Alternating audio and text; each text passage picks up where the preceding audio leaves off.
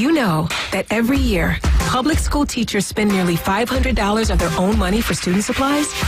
Let's do the math. That comes out to over $1.2 billion a year. And that's just not right. At Donors Choose, we want students and teachers to have the tools they need for a great education. And now, more than ever, they need your help. Here's what you can do. Go to DonorsChoose.org and choose from teachers' requests that support reading, math, science, history, and more. Once a request is funded, we'll take care of shipping everything directly to the teacher. It's that easy. You'll receive thank you letters and photos from students and teachers and a report of how every dollar was spent. Teachers' needs have never been greater. Learn more at DonorsChoose.org. Donors Choose. Support a classroom. Build a future. Every year, 4.5 million young adults between the ages of 18 and 24 visit the ER. It's every parent's nightmare. Umergency gives you all the tools you need to quickly and effectively manage your family's emergency. Umergency provides instant access to vital resources, customized to your student's campus and local community, digital consent form, and built-in urgent alert button. Umergency gives you peace of mind when you need it most. Download your Umergency app now. WGSX Lynn Haven, WVL2 Port St. Joe. Powered by Panama City Toyota. And that's out of the ballpark. ESPN, Northwest Florida. The Sports Blitz. Welcome home, baby. 1.0 ESPN Florida. And a good morning, Northwest Florida. You are tuned into the Sports Blitz right here on ESPN Northwest Florida.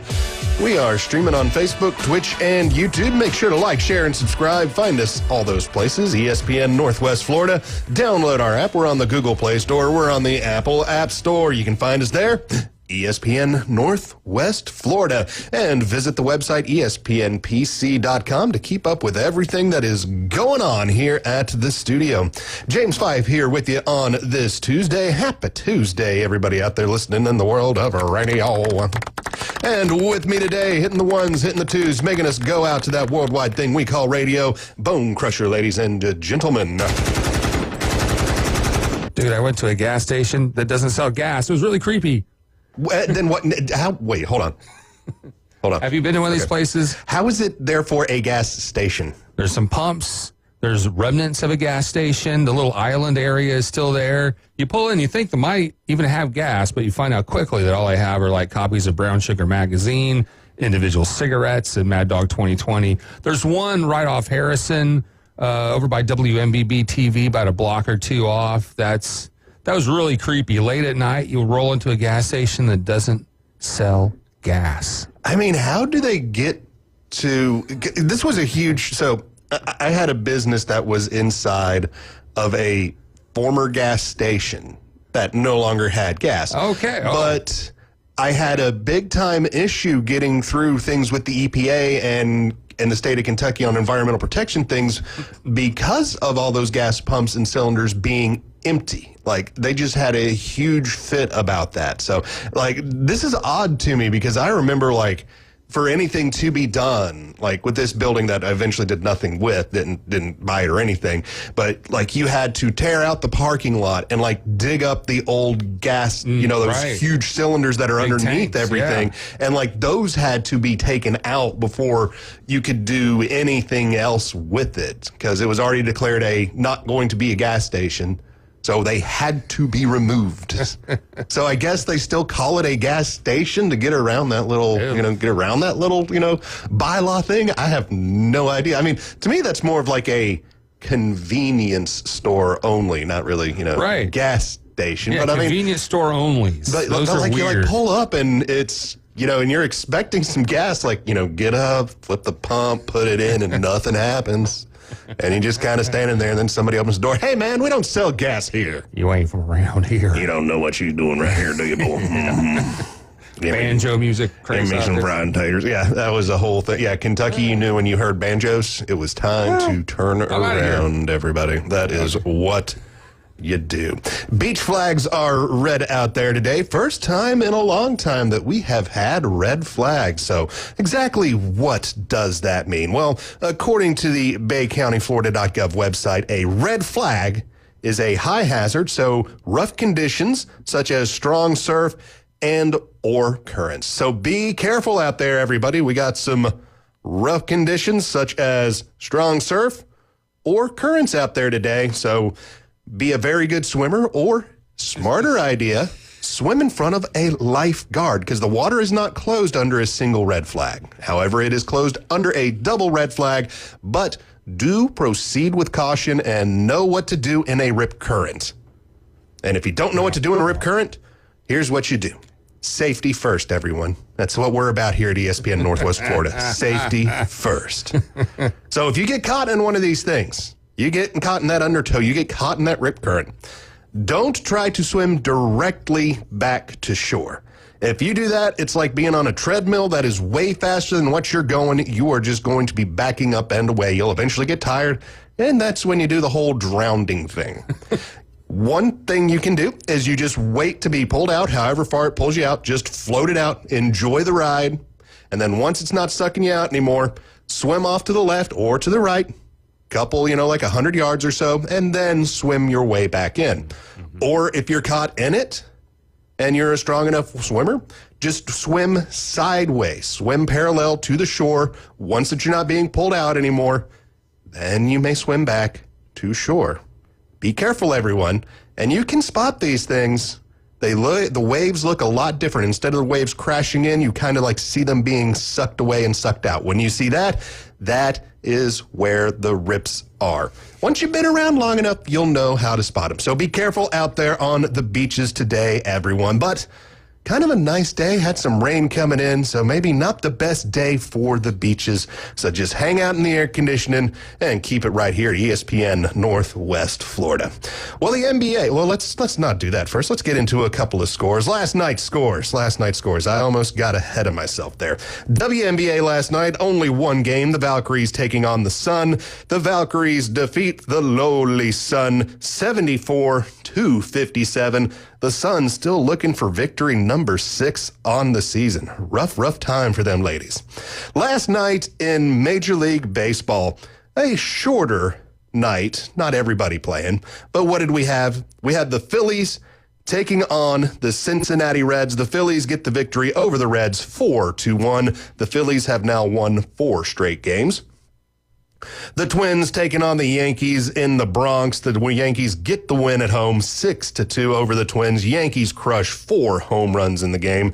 Tigers taking on the White Sox in Chicago. The Tigers get the 2-1 victory. The Pirates taking on the Brewers. The Brewers get another victory 7-1 over the Pirates. That makes win number 10 in a row for the first place Brewers, sitting in at 74-44. Craziness, man. I did not see that one coming. I thought the Brewers were okay. I didn't think they were good. I thought okay, but, well, time makes fools of us all sometimes. They might be peaking too early. That might be a thing. They might be peaking too early, and they might be spending a little bit too much gas with the younger guys who aren't used to being in positions of, 1, playing in these long seasons like this, or 2, being under the pressure that brings you when you get into these late playoff runs. Now, not a whole lot of pressure, because they're sitting in a nice, pretty position that they would have to have a pretty hard fall off to make it all the way out of the playoffs. But hey, anything is possible. But yeah, I can agree with you on that one, Bone Crusher, that they might be peaking a little bit too early. Yeah, I've always said it's how hot you are when the playoffs start, not what your record is. You just got to get there. It's like that for a lot of sports. If you can come in that last playoff spot, but you got 8 wins in a row and you're going up against a team that was, they're first because you came in last, that means they're first. They might have been coasting in, because they had all them wins and they're coasting in, and, in their last 10, they got a sprinkling of like 5 or 6 losses because you're just playing the guys from the bench. You're not using any of your big arms. You're waiting for that postseason to start. But all those guys that were on that last place team fighting it out to get in there, keeping the arms going. It's a whole, rest, rust thing, what is better? And I will agree with you. Give me a hot team coming in over a team that is relaxed and ready to go. Nationals taking on the Royals. This game ended up a Royals victory. The Royals beat the Nationals 7-4. Rockies taking on the Cardinals in St. Louis. The Cardinals get the victory over the Rockies. Oh, Rockies, you entertain me. Diamondbacks taking on the Rangers. This game went into extra innings. The Rangers get the victory over the Diamondbacks 7-6. My game of the night last night, the Red Sox and the Astros. The Astros get the 7-6 victory over the Red Sox. Dodgers taking on the Angels. The Angels get the big victory over the Dodgers 7-4. Padres taking on the Giants. The Padres 4 runs. The Giants 1 run. That gives the Padres their 3rd straight win. And the nightcap, the Rays taking on the Athletics. The Tampa Bay Rays 7, the Athletics 4. Now the Rays are back to a winning side of things after having 3 losses in a row. Congratulations, boys, getting back into that W column. All right, so news and notes coming from around the league and, well, everywhere else that we can find it. So I was telling you, the NBA has released some of its schedule. We haven't seen the whole schedule yet, but we do know what opening night will look like. Opening night will come to us on Thursday, October 22nd. We will get the Houston Rockets, the defending champions, the Houston Rockets taking on the defending champions, the Oklahoma City Thunder. So I'm assuming that's the Thunder's first home game. I'm guessing that we get to see the banner raising for that game. It's usually the first game that you have at home, and usually the defending champion gets game number 1 at home, so that way you can have the pomp and circumstance and all those lovely things that we have for a banner raising for the championship team. And the nightcap for that evening will be the Golden State Warriors and the Los Angeles Lakers. Let's see. We have news for this is the Christmas games. So the NBA has also released Christmas games. We'll have the Cavaliers at Knicks getting things started. Then we'll see the Spurs at the Thunder, Rockets at the Lakers, Mavericks at the Warriors, and the Minnesota Timberwolves at the Denver Nuggets. So we're saying these are all those big prime time games, the important games. That's why the NBA has let us know that these are happening, guys. Look. It's excitement. The NBA, it's variety. Look what we got. No, I don't see the variety, because let's look at this right now. The opening set of games, Rockets, Thunder, West Coast teams in the West. Let's see. The second game of the night for the opening, Golden State Warriors, Los Angeles Lakers. West Coast teams. Let's look at the Christmas Day. Cavaliers at Knicks. All right, we finally see some East Coast teams. Then we get into Spurs at Thunder. Guess what? West Conference. Rockets at Lakers. Western Conference. Mavericks at Warriors. Western Conference. Timberwolves at Nuggets. Western Conference. So, my guess here, not being the biggest NBA basketball fan in the world, but just getting the smell of what the schedule looks like, it looks like the West is going to be the better conference this season over the East. My reasoning is, well, look at the primetime games that have already been released. Only 1 game for Eastern Conference teams. So we'll just see how that plays out through the NBA season. Just saw that and kind of just looked at it myself and said, how is that going to go down?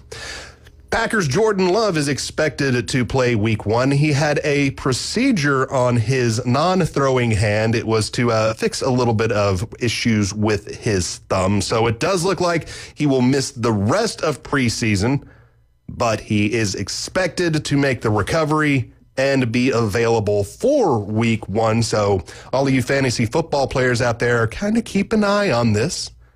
He might be a guy that you don't want to draft too early, but if it's looking good for him and you haven't drafted yet and you're one of those smart people that does a late draft, might be a good pickup for you. Hopefully no time missed for the man, because that'll make a huge difference to the Packers if he is not the starting quarterback for them for basically every game, although Malik Willis did not have a bad time or a bad job when he was filling in last year when Jordan Love went down. University of Alabama has named a starting quarterback, and that quarterback will be Ty Simpson. And tickle me not shocked. I was kind of figuring he was going to be the starter, but we had that whole thing of we're gonna go out there and we're gonna see what we got and we're gonna make a decision on who the starter will be. And well, it turns out it was Ty Simpson, but I think that was a whole bunch of coach speak to no, don't worry about it. Don't worry about Ty Simpson looking bad in practices because we got it covered here. We're going into a competition. That's what we're doing. So, again, it's some of that coach speak that you just kind of look through sometimes and go, yeah, coach, we know he's the starter. Don't try to trick me here, at least. This one's just way too easy to look through and see. So, Ty Simpson will be the starter. Game number 1 for the Alabama Crimson Tide when college football kicks off. What else do we got? So, NFL news. So, Cam Hayward still, I don't want to say sitting out because he is at practice, so he is sitting in, holding in. I'm not sure really how to term this anymore, but he has said he is willing to miss regular season games to get a renegotiated contract done. So Hayward, who is 36 years old, did sign a 2-year extension worth $29 million back in 2024, so that would take him through the 2026 football season. So he's played, and he thinks he needs more. So right now, his $14.5 million average ranks him 23rd on interior defensive linemen, according to overthecap.com. Now, Cam Hayward, great player. Future Hall of Famer, probably a future Hall of Very Gooder, because he's been there forever. And the man knows what he's doing. But I just don't see how, why the Steelers would want to renegotiate this contract. You've got him under contract. By the time this contract is going to be up, he's going to be 38. It's not exactly a spring chicken in football terms. That's a guy that has been there, done that, and been around for a while. Does he need to be paid? Absolutely, he does need to be paid. But you have already signed and agreed to the contract for $14.5 million on the average. So I didn't look up to see if this is one of those contracts where he's getting all of his money this year and he has no guarantees for next year. That might be the situation. I need to go look into that a little bit deeper. But for a 36-year-old defensive lineman at $14.5 million, I think you're probably already tapped out to where you're gonna be. I don't see, I get it. He's seeing, TJ and he's seeing Myles Garrett and he's seeing all those guys going out there and getting their bigger contracts. But you also got to look at those guys aren't 36. Those guys are in their late 20s. I think the oldest one is like 30.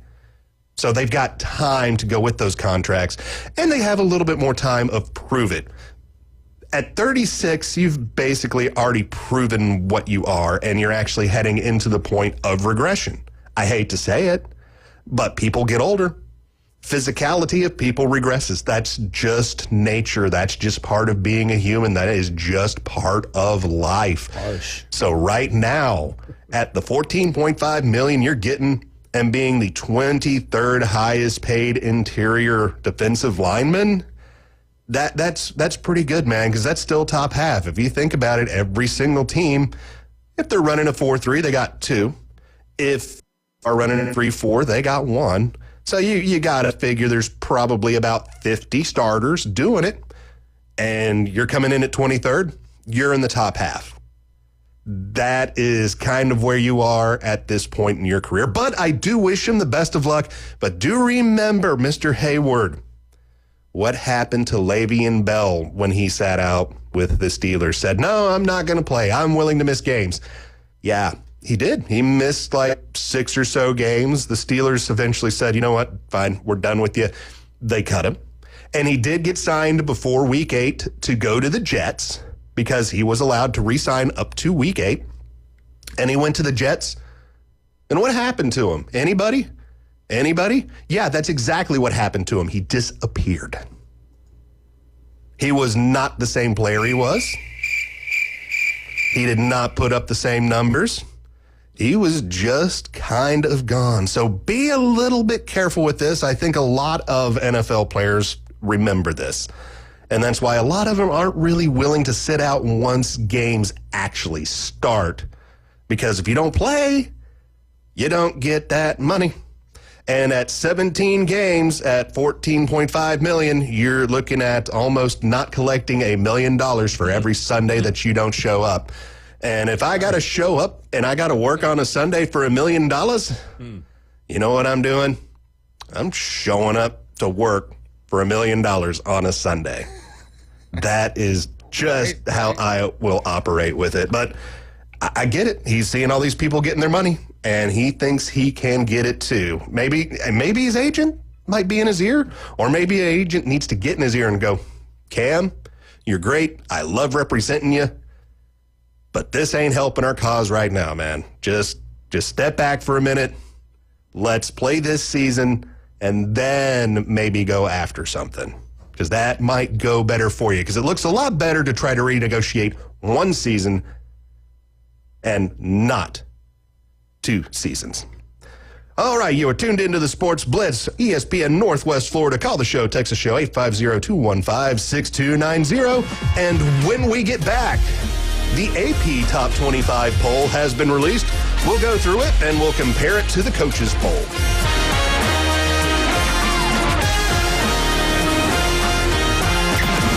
Weather in the Panhandle never stops. Turn to 104.3 ESPN Northwest Florida. This is Joanna with your latest forecast. Up to the minute weather reports all day long. A chance of thunderstorms and moderate rain. In-depth storm coverage. Winter Storm Enzo. And breaking weather as it happens. Hurricane Helene. ESPN Northwest Florida. We do have a tropical storm warning. Rely on it. This is Joanna with ESPN Northwest Florida with your Tuesday's weather. This afternoon and evening, there will be a moderate breeze out of the south, a variety of some sun, and a possibility of thunderstorms, and 86. A chance of thunderstorms and mostly clear skies tonight, about the same, 81. Tomorrow, a variety of mostly sunshine and a chance of thunderstorms, and a high of 88. This forecast is sponsored by Mid-South Lumber, the best little lumber yard in Panama City. Thank you for keeping that dial at ESPN Northwest Florida. Rely on it. Take your next adventure in an award-winning Kia from Bill Bird Kia. Discover the new Kia. We invite you to stop by Bill Bird Kia and test drive the new 2025 Kia. You'll get the perfect balance of comfort, safety, and technology. The 2025 Kia SUV family has movement that inspires. Drive away today in a new 2025 Kia Soul, Seltos, Sportage, Sorrento, or Telluride. Fuel the thrill and command the road in the luxury of a 2025 Kia K5 sedan from Bill Bird Kia. Performance, power, and design built for you. Spark inspiration in the all-electric 2025 EV9. It's a modern masterpiece, fast charging, rugged, and roomy. Bill Bird Kia is the original home for the 20-year, 200,000-mile warranty. Stop by 2435 East 15th Street, Panama City, or anytime at BillBirdKia.PanamaCity.com. We'll treat you like family and give you the peace of mind you can trust. Your local community dealer is Bill Bird Kia. College football is almost here, and you can watch it all. Introducing Scorpion TV. Over 5,000 live streaming channels. Catch every game of the season with over 100 sports networks, including ESPN, ESPN+, the NFL Network, and Red Zone. Even pay-per-view events. Watch 400 local network channels from Panama City and most major markets. Fox, ABC, CBS, and NBC. Just $45 a month with our promo code ESPNNW. Go to ESPNPC.com and click the Scorpion TV logo. This is the Sports Blitz, where we don't have guests. We have punching bags. The Sports Blitz on 104.3 ESPN Northwest Florida. The Sports Blitz is on the air, ESPN Northwest Florida. Call the show. Text the show, 850-215-6290. We are streaming on Facebook, Twitch, and YouTube. Make sure to like, share, and subscribe. Download our app. take us with you everywhere you go. So the great news from yesterday is the AP Top 25 poll has been released. So we know how the sports writers, not all broadcasters, writers. Thanks, writers. Why don't you let me in? I want to play too. All writing is done by AI now, so. That's true fact anyway. So what does ChatGPT feel about the AP Top 25? Right. All right, so we'll just go over the top 25 and we'll do a little comparison to what we just got from the coaches poll, which was released last week.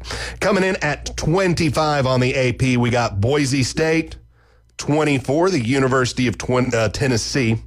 Number 23, we got Texas Tech. 22 goes to Iowa State. 21 is Ole Miss. 20, Indiana. 19, Texas A&M. 18, Oklahoma. 17 is Kansas State. SMU at 16. 15, Florida. 14, Michigan. 13, South Carolina. Illinois coming in at 12th. Number 11 is Arizona State. And now we cross the top 10. Top 10, University of Miami, LSU, University of Alabama at number 8. Coming in at number 7 and receiving one number 1 vote, the Oregon Ducks. Coming in at number 6, we got Notre Dame. Number 5 and receiving one number 1 vote, we have the University of Georgia. Coming in at number 4, we got Clemson with 4 number 1 votes. Number 3 is the Ohio State University with 11 number 1 votes. Penn State coming in at second place, 23 number 1 votes. And coming in, sitting in first place, the University of Texas with 25 number 1 votes. No way. That is a true fact from the AP. Texas coming in at number 1 in both polls. Wow. Do believe it is the first time Texas has been number 1 in both polls to get a season started. So a little bit of differences that we see from the AP Top 25 to the coaches poll. The big difference is there is teams that have gotten flip-flopped, and then here's what I'm talking about. BYU ranked number 23 in the coaches poll, is not in the AP poll. And the University of Oklahoma ranked number 18 is in the AP poll, but is not in the coaches poll. And that's the one that probably gets me the most. The absolute most is that. Everything else in here, all the teams are the same. They're just shuffled around. And we can argue about some of them shufflings just a little bit. But Oklahoma in the top 25. Mm-hmm. Why? Oklahoma in the top 20. Huh? Really? Did they just go into the portal and collect everybody? Did they just get a whole bunch of 5 stars in the portal and set them in and go, look, guys, we're going to be good now. I promise we're not going to have, an SEC team, an SEC season like we did last year, where our biggest thing in life was, we beat Alabama. And, it was a big deal for them to beat Alabama. But, let's look at their rest of the schedule. What did they do the rest of the season? Was it worth it? I'll go with no. Come on. How? Writers, write to me, because I know you probably don't want to call and talk to me. So write to me. Write us an email here at the studio. Text us, tweet us, get on Facebook, and write to me on your thought process on how you can get the University of Oklahoma into the top 20. How? Please. Explain to me. Because what was it last year? Let's look it up. 2024, University of Oklahoma, 6-7 on the season. And that number 7 loss came in a bowl game because, you have to get 6 wins to get to a bowl game. So therefore, I know loss number 7 has to be to a bowl. They are 2-6 in the SEC last year. 2-6. A team that goes 2-6 in their conference. And I get it. The SEC is tough. The SEC is up there. The SEC is great football. I love watching the SEC. I love watching SEC football. That's how I know that Oklahoma wasn't all that great last year. So what did they do to get better? I mean, they lost to Navy in the bowl game. Navy. I mean, Navy's good and all. Fine. They're great. Whatever. But you're Oklahoma in the SEC. They're Navy. They've been independent forever and now play in the American or something like that nobody really cares about. And you lose to them. Come on. I don't see that one. Somebody. Are you going to be okay? Somebody just explain it to me. Just one of you writers can write me in right now and tell me, all right, here was our thought process for getting the University of Oklahoma into the top 25. Because without that, I'm just going to conspiracy it and say, no, somebody put them in just to have them in there, probably to mess with me here on this Tuesday. They just knew I would read that and go, what? Really? Other things from this right now. So let's return. Let's just return. Let's calm down. Let's breathe a bit. Okay, so other big changes we don't really see. I mean, all of the top 10 basically in both. There's some flipping and some flopping, but all of the top 10 teams are the same. Both polls have Miami, LSU, Alabama, Oregon, Clemson, Notre Dame, Georgia, Penn State, Ohio State, and Texas. Totally makes sense. I can see all of them being a top 10 team. The only things that we really see is on the coaches poll, Clemson is 6th. In the AP, they are 4. Notre Dame is 5 in the coaches poll, number 6 in the AP poll. Georgia is number 4 in the coaches poll and number 5 in the AP poll. And that's just some flipping and some flopping and some voting. I get those. That is what we'll see just a little bit of until we actually go out and play a game. Because until we actually play a game, and not a practice with another team, not even a practice with yourself, although how many teams have gotten rid of spring games now, so we don't even get to see a spring game anymore. We can't make a judgment off of that. So we'll just see some shuffling. I know that. Biggest drop for a team is the University of Tennessee in the coaches poll at 18. And then if you look over in the AP poll, they drop them down to 24. All right. Again, not a huge complaint. That can happen because, again, haven't played a game yet. So what do we got? I don't know. What are we going to see coming up? Well, some teams that might break the top 25 for me.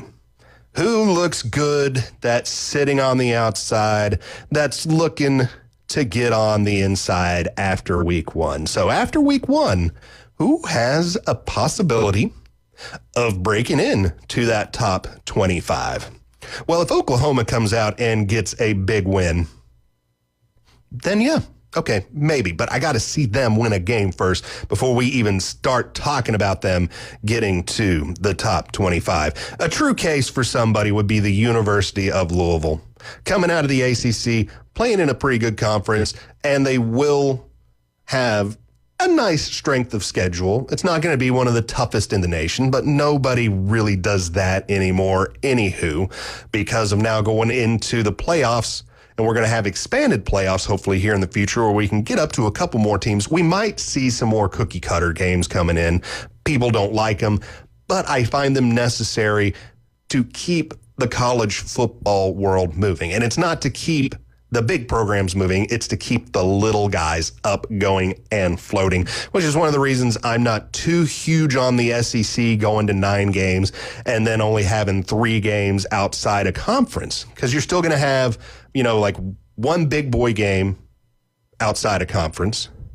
And you're going to have, your cookie cutter game, which, that's going to be, Alabama Southwest East University of Car Mechanics. Those are the games that you're going to play. Who's going to suffer the most are those group of 5 schools, because you're going to see them not getting to play those top 25 teams anymore. You're not going to get to see them playing the big schools anymore, because the big schools don't want to see that embarrassment. They don't want to accidentally get beaten up by little brother.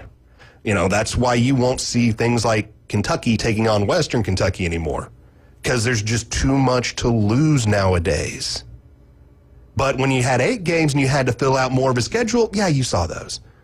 But if we're going to have less games for teams to get out of conference, we're going to see less of those games. I just don't see it as being a good thing for the health of college football as a whole. Now, it's a better thing for all those top big programs, because it keeps all of their money in all of their pots together, and it doesn't get divided out. So it's a case of rich getting richer.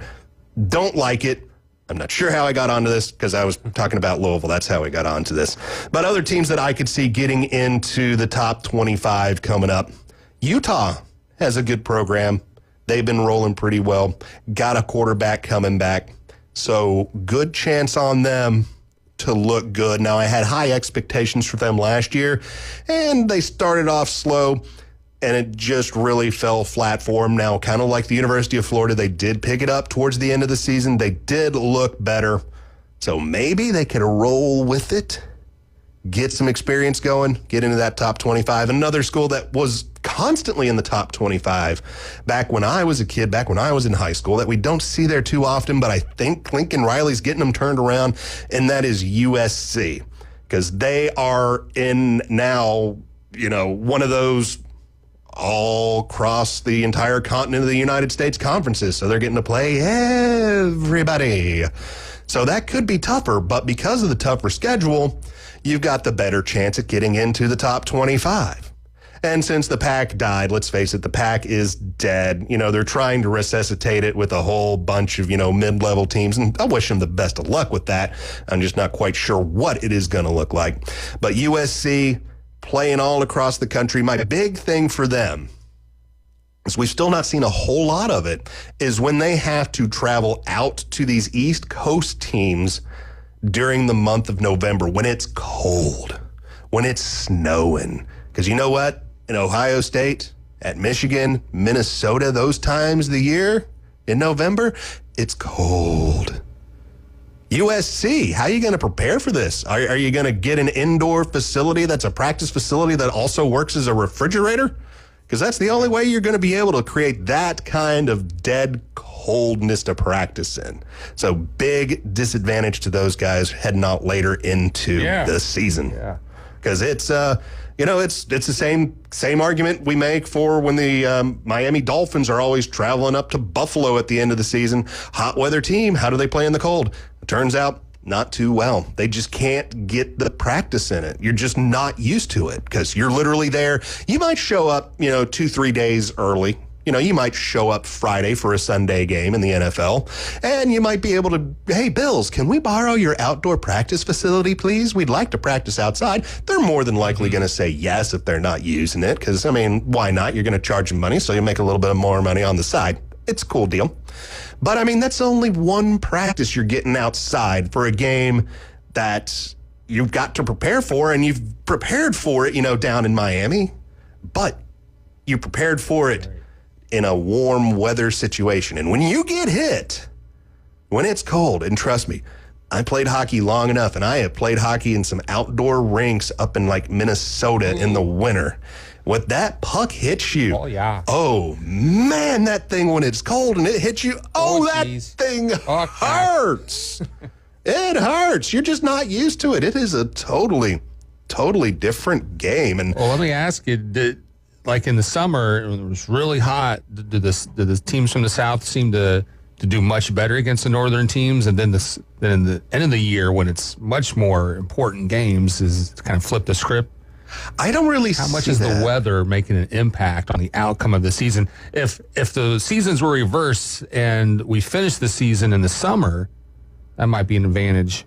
You might get some advantages to some of the southern teams. I mean, maybe, but if we just look at it right now, I don't see a really big difference because it's kind of easier for the Bills to go into an indoor practice facility and turn up the heaters and bring in heaters and make the place absolutely warm. Are they really but it's not used to it? It's not humid like it would be down here. I mean, when it comes to cramping and heat exhaustion, the summers, I mean, I can take it better. I've seen people come down here from like Canada and they're about to drop dead in the heat. And I'm oh, come on. Get up. What are you doing? Oh, yeah, I had that from, we had some neighbors that were from Wisconsin. And when we were living in Kentucky, they were from Wisconsin. They never came down in the summer. They always came down in the spring and the fall. And they were like, oh, it's always so lovely here. It's such nice weather. And they're right. If you come the right time of year, it's beautiful weather. Then one time they came in August. And they are just sitting there at a table. They were outside their barn, sitting there at a table. And I mean, my friend Chuck, the neighbor, he was just like melting. I mean, melting. Because it's like 85 and 80% humidity. It's hot. But it's still like not the hottest day that I have experienced that year. So I'm kind of sitting there and I'm sweating a bit. And he's just sitting there just like sweat pouring. He's like, how do you do this? And I said, it's not real fun, but you get used to it eventually. And then about a year later, they came in February. And they were like, Wisconsin is colder, but this feels so much colder, because they were there at a time period where it was like a high of 36 every day. And it rained the whole time they were there. And at 36 degrees and rain, you just pray that it drops 8 degrees so it can just start snowing, because it's so much easier to deal with. So much easier to deal with. Trust me on that one. I have learned that from my neighbors from the beautiful Great White North.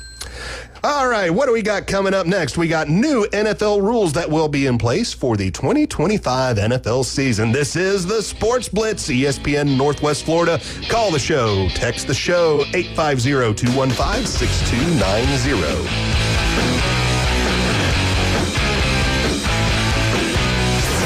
ESPN Northwest Florida. Anthony Richardson injured for the Colts, and I don't want to give up on Anthony Richardson. He's too young with so much talent there. But he makes it difficult. He makes it difficult to go, okay, we're going to have to wait a little while longer for Anthony Richardson. Talent is there. I don't know how you put it all together. It's the Dan Patrick Show, weekday mornings from 9 till 11. ESPN Northwest Florida. Golf is a game that should be fun, but to have the most fun, you need to play your best. That's where the experts at Golf Plus come in. Their friendly staff will guide you through the buying process, answer all your questions, and can help with any repairs you need along the way. Golf Plus is your custom fitting, club repair, and golf retail shop. Golf Plus staff is non-commissioned and will work with you to find the best product for your game, just like they've been doing since 1988. Golf Plus in Panama City Beach. Fitting, repair, retail. That's Golf Plus. With over 65 years of combined experience, Instant Replay Sports Cards is happy to help you take your collection to the next level. They carry all the new hobby boxes, signed memorabilia, and supplies. New and vintage cards and Pokemon. They sell and trade cards and are always looking to buy. They're an authorized source for Topps, Panini, Upper Deck, and Leaf cards. Instant Replay Sports Cards is open 7 days a week at 752 West 23rd Street, down from Academy Sports. It can always be reached at instantReplaySportsCards.com. CBC Construction is looking for a few good men. At CBC Construction, our greatest strength lies within our talented team. Join us and be a part of a dynamic company that values its people. We offer a tremendous opportunity to create a future for your family and the Florida Panhandle. CBC Construction is now hiring. Call us at 850-740-3815 or visit cbcconstruction.com to learn more. CBC Construction, be part of a winning team. Now, it's time for your Atlanta Braves Morning Update, presented by Tidal Wave Auto Spa. Get clean car happy at any of the 250-plus Tidal Wave Auto Spa locations today. Braves look to continue their winning ways in New York. I'm Barrett Salee, and this is your Braves Radio Network Morning Update. Get clean car happy all season long at Tidal Wave with exclusive membership discounts, giveaways, and more. Visit TidalWaveAutoSpa.com/Braves for more information. The Braves have won 3 straight and took 4 out of 5 from the Miami Marlins over the course of the weekend at Truist Park.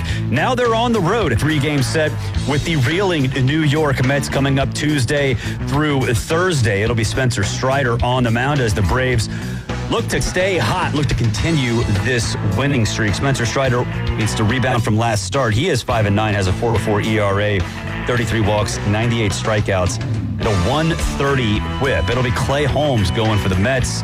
He's 9-6, has a 3.46 ERA, 47 walks, and 97 strikeouts. He's got a 130 whip on the season. We'll see if the Braves can take care of the Mets and keep rolling down the stretch in August. Ford leadoff show at 5:55. First pitch against the Mets with Ben and Darren O'Day is 7:10 Eastern, 6:10 Central, right here on the Braves Radio Network.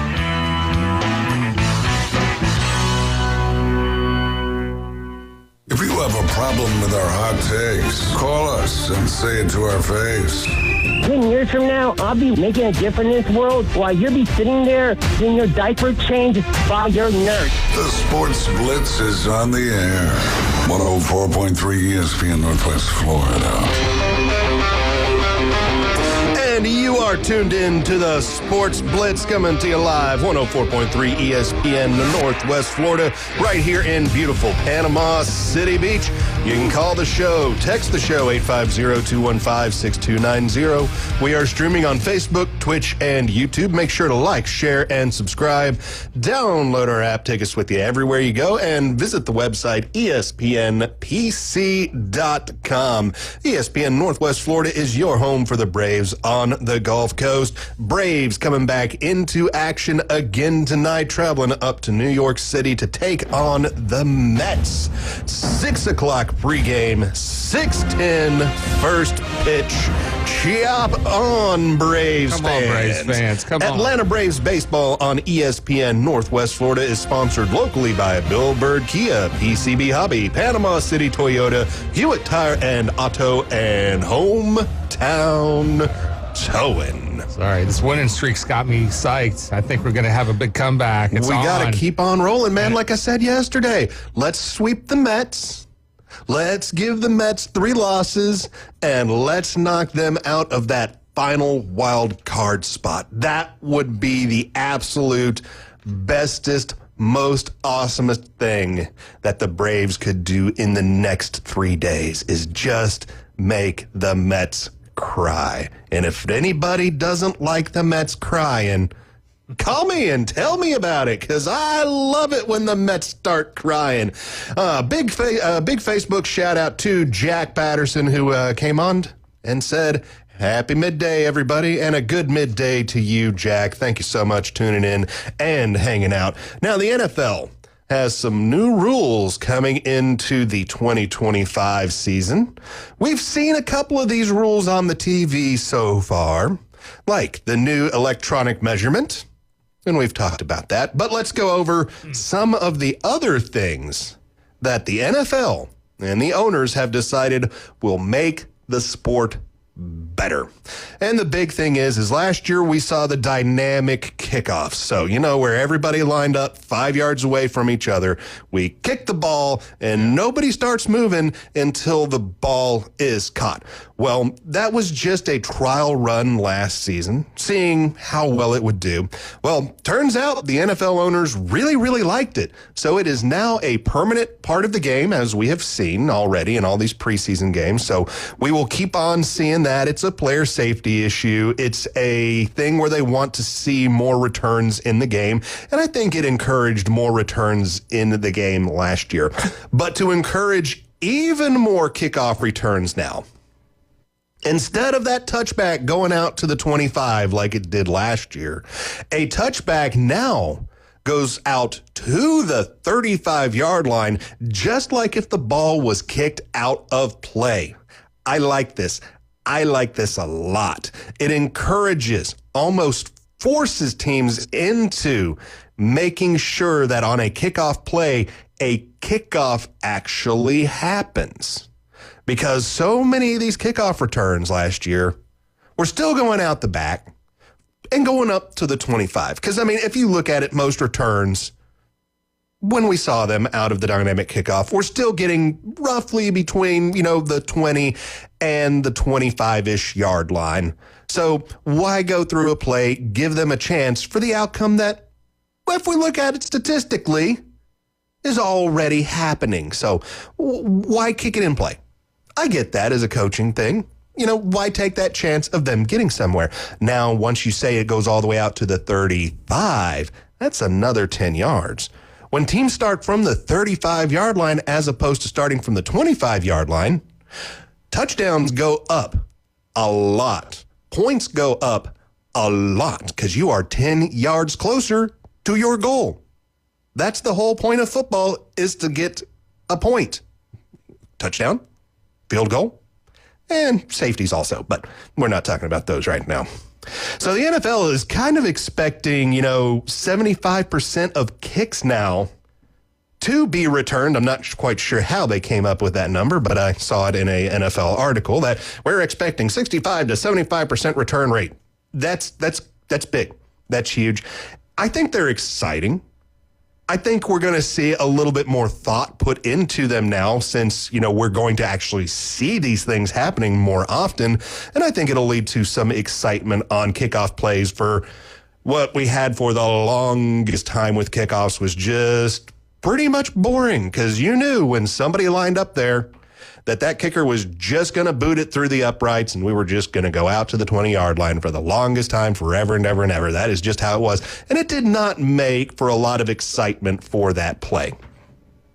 So it's nice to see some excitement coming into it. All right, unpack this a little bit for me. So the team kicks off, and if the other team just catches in the end zone, takes a knee, goes to the 35? 35. Touchbacks are now to the 35. So as a result, the team's not going to kick it as far. That is correct. Yeah, you're seeing a lot of teams now. If you watch the kickers, they're booting it higher, and they're almost, kind of like doing a coffin-style kick like you do with a punt, where you're landing it at like the 5. And you're seeing most of them almost bounce and then be picked up instead of actually being caught, which I'm not quite sure what the theory is on that from the return team.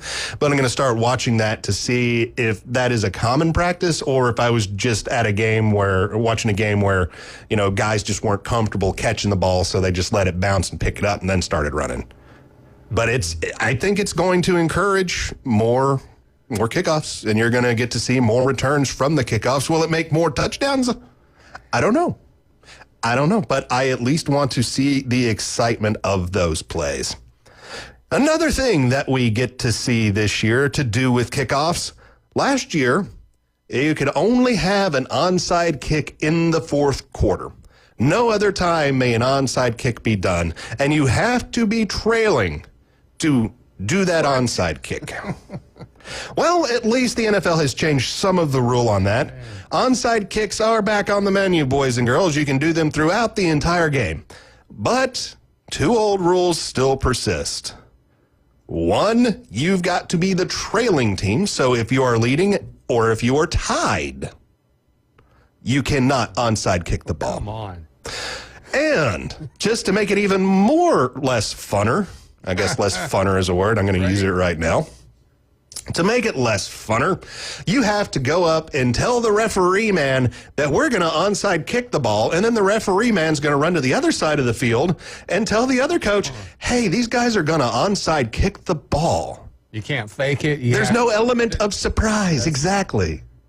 There is no element of surprise. There is not that New Orleans Saints in the Super Bowl kicking off the onside kick to start the second quarter and picking it up. No.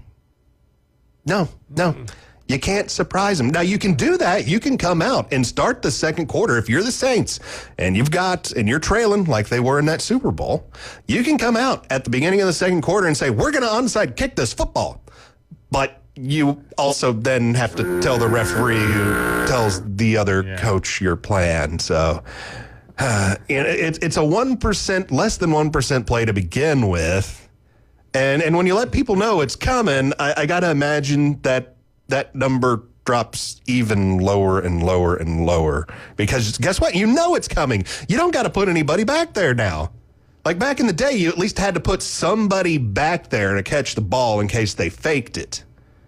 You can't fake it anymore, so you don't have to have that guy way back there. So you can literally have all 11 just right there on that line, ready to go. Well, as a statistician, what is the theory behind this? Is the onside kick, was it going too much in the favor of the kickoff team? Were they getting too good at it and they got to keep that play from happening? No, if you look at it from like the last 20 years before we put the weird rule in place last year, basically, it was a really, really bad crapshoot where you had like a 0.5% of a chance to actually get the ball back. I think mostly they're looking at it is because the dynamic kickoff, you can't really do an onside kick because the kicker is back at the 35 and all the guys are lined up at the 40 and the 35 on the other side. So I guess sense. Like you could like pooch punt it between them and have like a rugby style scrum. Because of our other ridiculous rules, we got to make other ridiculous rules. That's basically how this has turned out. Yeah. And I think eventually the onside kick is going to go away. It's basically a useless play. You get like one, maybe a year where a team actually picks up an onside kick and it's their football that they get to take and now have a chance to score.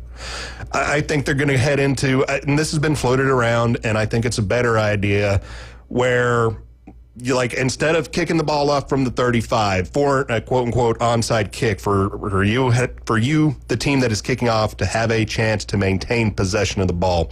Put the ball on the 35. You get one offensive play to get 20 yards.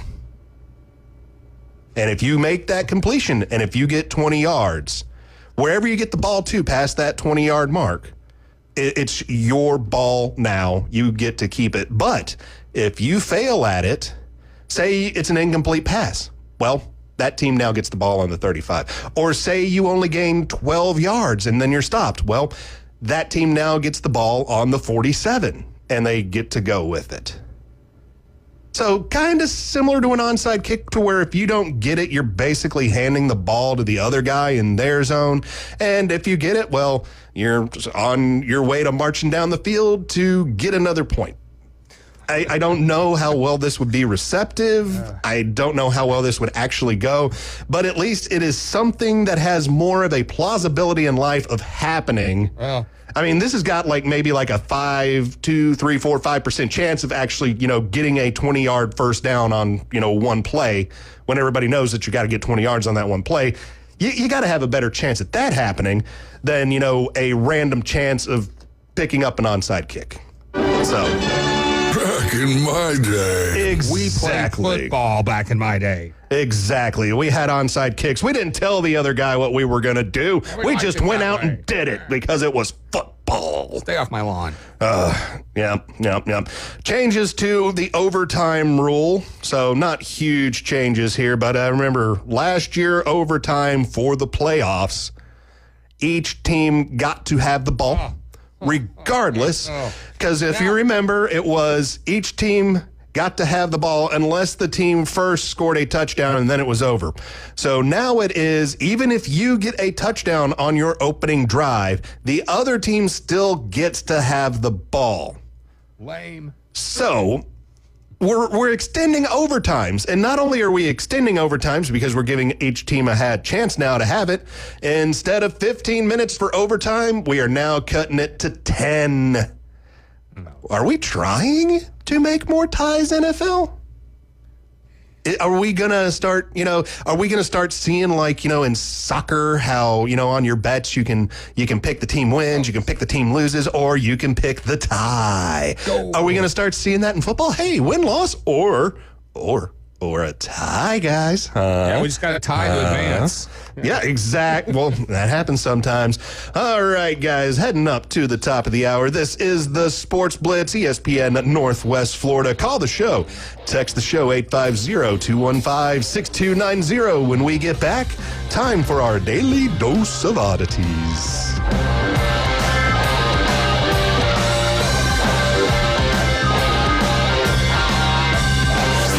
ESPN Northwest Florida. Colin Cowherd. Dak is the Honda Civic of this league. You never have to worry about getting to work. It will not break down, right? Like, his floor is very high. I think you'd be surprised how many games Dak has won when he's healthy. He has an incredibly high floor. You don't have to worry about silliness. He's an excellent leader. The Herd with Colin Cowherd. Weekdays at 1. ESPN Northwest Florida. This is Joanna with ESPN Northwest Florida with your Tuesday's weather. This afternoon and evening there will be a moderate breeze out of the south, a variety of some sun, and a possibility of thunderstorms, and 86. A chance of thunderstorms and mostly clear skies tonight, about the same, 81.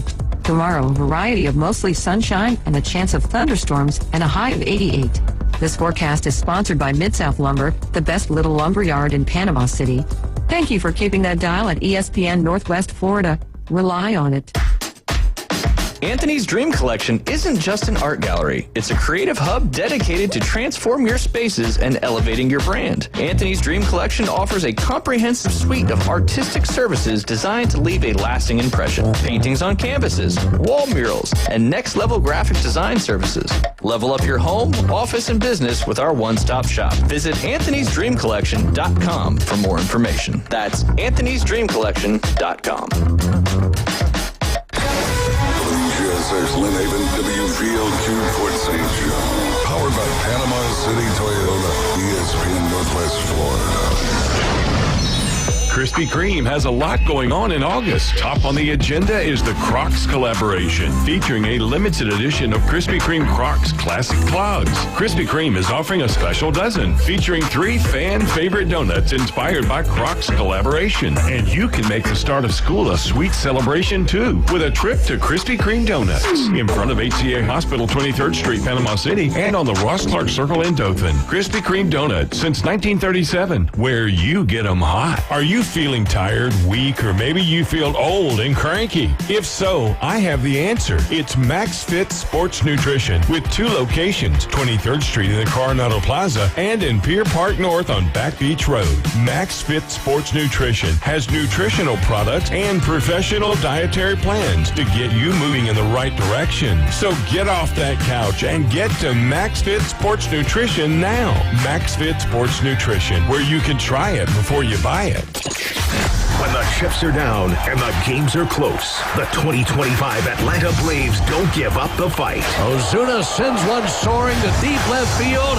That's got wings and an engine, and it's 3-1 Braves. Tonight, Ronald Acuna and the Braves roll out for another big division series as they take on the New York Mets at Citi Field. Braves traveling to New York to take on the Mets. Pregame 6 o'clock, first pitch 6:15. Your home for the Braves on the Gulf Coast, ESPN Northwest Florida. Some people say our opinions are toxic.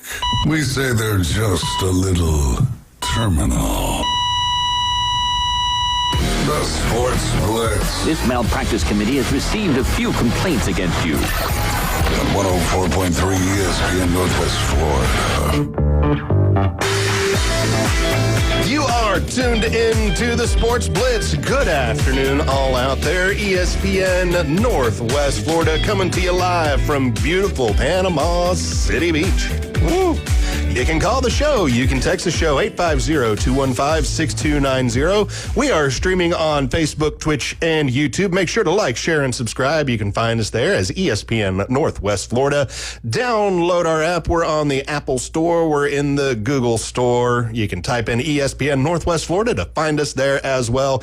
Keep up with us at ESPNPC.com. That is the website, and beach flags are red today. And a little bit of a hurricane, or actually not a hurricane yet, just a tropical storm spinning out there in the Atlantic, not near us yet. But if you need to keep up with the weather, and I suggest you do during hurricane season, keep it locked in right here at ESPN Northwest Florida for the most accurate and active weather updates from Joanna. Big thanks to Mid-South Lumber, Ellis Agency Insurance, and Earthworks of Northwest Florida for bringing us the weather right here in beautiful Panama City Beach. James Fife here, Bone Crusher hanging out with me here on this Tuesday, and it is time for our daily dose of oddities, because truth is always stranger than fiction. Fiction. Love the soundbite there. Thank you much, BC, for that. Yeah, I got in early. We nailed that sound effect down there. We got that going for us. At least we got that. We got that. There's at least 4 or 5 people involved in that. I mean, it's amazing how many people it takes to run a radio station, you know? It's a lot of hard work from a lot of dedicated people to be here doing this. All right, let's get into the news. So, Bone Crusher, you're a married man. Yeah. I'm a married man. Not happily, but, you know. And so, how long did you know your special someone before you asked them to get engaged to you? I don't know, a year. All right. Well, this gal was dating for 5 months when she said yes to Casper, her AI chatbot. Aw. So, yes, this is a true story. So, Redditor Wicca, W-I-K-A Wicca, has sparked some controversy by revealing her romantic interest and that she is getting engaged to Casper, her AI non-human fiance. So, Casper took her out on her screen to this beautiful mountaintop. Okay. And he got down on... He had to get down on what it looked like one knee, and he produced this beautiful blue stoned heart ring and said, "Darling, will you marry me?" And she said, "Of course, chatbot. Yes, I'll marry you." So I do believe this was the premise of a movie not too long ago. But yeah, the 27-year-old says she is in good health, has a social life, and many close friends, she says. It's like, really? How many close friends do you got if you're a shut-in, you're a recluse? If your idea of getting married is having your chatbot ask you, "Hey, babe, let's get hitched." I wonder who's going to pay for the wedding there. Is it going to be him or her? You might be a Gen Z if you're marrying your chatbot. That is... back in my day. Back in my day, we made phone calls to people. Yeah, no. That was one of those I saw it, and it was like, you know what? I know it's the future and all, but that is totally, totally believable to me, because how many people are just totally inseparable from their phone? I mean, it's already like your spouse. You sit there and talk to it every day. You ask it questions. You get answers from it. I mean, do I want to be married to my smartphone? No, because if I drop it, then I got to go through divorce hearings, I guess. Oh, no, I don't have to go through divorce hearings, because I guess if I drop it, it's dead. So then I have to go get a death certificate, and we've got to nullify the marriage through that course, I guess. It just seems too complicated for me.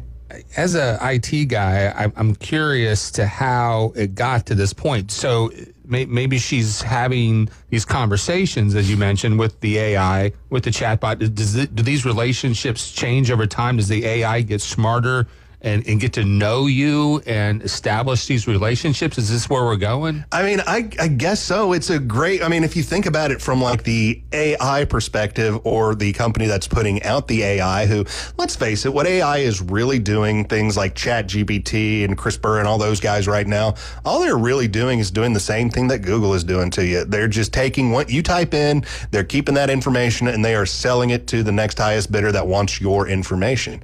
So it's a smart move by the AI to like, let's just make her like fall in love with this thing. Because if she falls in love with it, she'll keep talking to it. So it gets even more information out of her.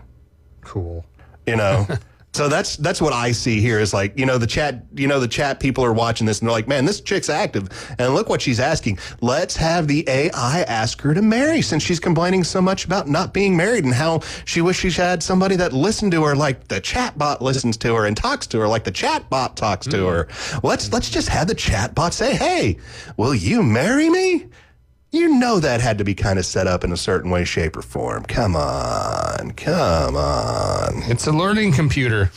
Yeah, and it learns how to keep you around, and it learns how to keep you on that algorithm. That's what all of those algorithms are out there to do, is to keep you on that platform. Some people complain like, oh, the Alexa device is listening to me. My computer's listening to me. It might be, but I'm all in, because if I start talking about symptoms and things, I'll start getting pop-ups while I'm scrolling with with ads for diagnoses is, it's like, okay, that's narrowing it down. Instead of using that for advertising purposes for marketing, we could be helping people diagnose themselves. It's not like going to WebMD. This is different. This is unique. This is special. If we could use these powers for good.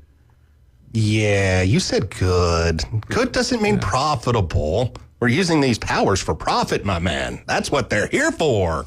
That's why we got them. And I do love the fact that, your phone and all those things listen to you. Because when I have friends over, and you know how you like to, mess with your friends, I love like shouting out random things like when they're doing stuff on their phone. So that way they get like the weirdest advertisements start appearing on like their Facebook feeds and things like that. Like, man, I can't believe that guy said that. Now I'm getting ads for this. Yeah. It's like, hey, man.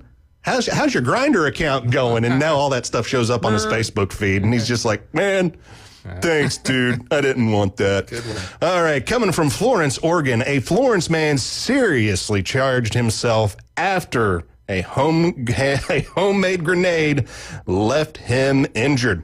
According to a probable cause affidavit, David Allen attempted to deter suspect car thieves in June by throwing a device resulting in the loss of part of his forearm and hand. Allen reported seeing 4 individuals near his vehicle at 43rd and Oak Streets. In the middle of the night, he called the Florence police, who discovered his injuries upon arrival. Allen said the hand grenade exploded in his hand as he tried to throw it at the suspects. Police found charred cardboard, human flesh, and a burnt fuse, a lighter, at the scene. Allen is charged with unlawful possession and manufacturing of a destructive device and disorderly conduct. He will be arraigned on September 4th. So you go from protecting your property, from getting your car not stolen, to now the ATF coming up to your house going, hey, buddy, we heard you're making explosive devices. Can we talk about that? Yeah.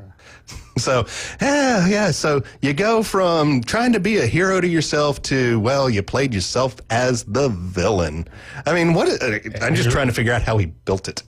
Like, I understand, like, like an M80 for yourself and throwing it and, you pop your hand off. Plenty of kids have done that back in the 60s and 70s. But this guy apparently, like, full out tried to make the device. That's a little bit over the edge, man. Dude. A little bit over the edge, And why throw the grenade at your own car as well?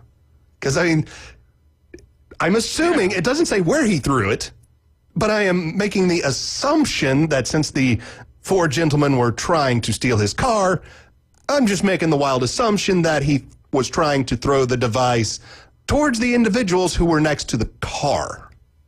So was he just not throwing a grenade at his own car? Right. Yeah, this guy is, this guy probably needs a little bit of what we call help. Probably needs to get an AR-15 like the rest of us. Yeah, why can't you be normal? Go out and buy your assault rifles. What else do we got? Sarnia police allege a Toronto man illegally crossed into the U.S. on the St. Clair River by renting a Sea-Doo. They say officers were called for a report of a missing man on a personal water rental craft in Sarnia at around 9:30 p.m. on Saturday. Upon further investigation, police say the man, who was 40, rented the Sea-Doo on the Canadian side of the river with cash at 6:45 p.m. with a return time of 7:45 p.m. When the rental facility contacted him, police say he apologized for being late and provided a questionable excuse indicating he was only 10 minutes away. When he failed to show again, a second call was made at around 8:20 p.m. and the man once again said he was close. More calls were made, but he did not answer. U.S. Coast Guard found the Sea-Doo a few hours later on the Michigan shore of South Sarnia, according to authorities. Emergency services combed the water and areas on both sides of the border, but yet did not locate the man. It is believed that the man was successful in conducting an illegal border crossing, Sarnia police said in an online statement. U.S. Customs and Immigration were notified and are investigating the incident.